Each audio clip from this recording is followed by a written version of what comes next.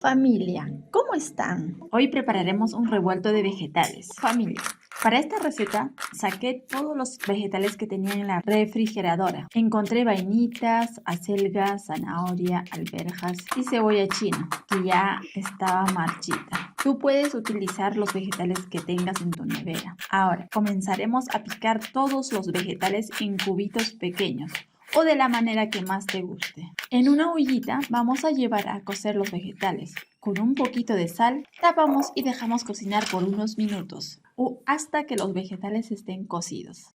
También lavamos las acelgas con abundante agua, ya que contiene demasiada tierra. Y de igual manera, con un poquito de sal, llevamos a cocer. Y cuando ya hayan cocido los vegetales, retiramos el agua y reservamos. Familia, ¿desde qué país nos ves? En otra olla aparte, agregamos un poquito de aceite, cebolla y ajo molido. Y sazonamos con comino y sal. Dejamos cocinar la cebolla. Agregamos carne de res picada.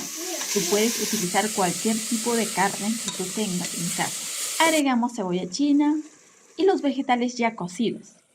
Familia, en un video anterior les había comentado que mi esposo estaba mal de la espalda. Es por eso que estoy cocinando algo saludable para que pueda bajar de peso. Pensamos que eso puede estar afectando su espalda. Agregamos los huevos, mezclamos bien y dejamos cocinar por unos minutos más. Bueno, familia, déjanos en los comentarios qué otro tipo de comida saludable podría preparar. Acá el chefcito está preparando una ensalada a base de pepino y aceitunas. Agregamos zumo de limón y sal.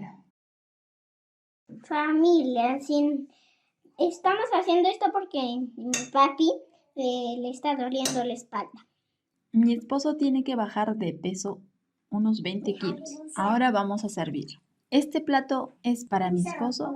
Él dejó de comer carbohidratos. Y este es para nosotros, que tiene un poquito de arroz. Chao familia, hasta el próximo video.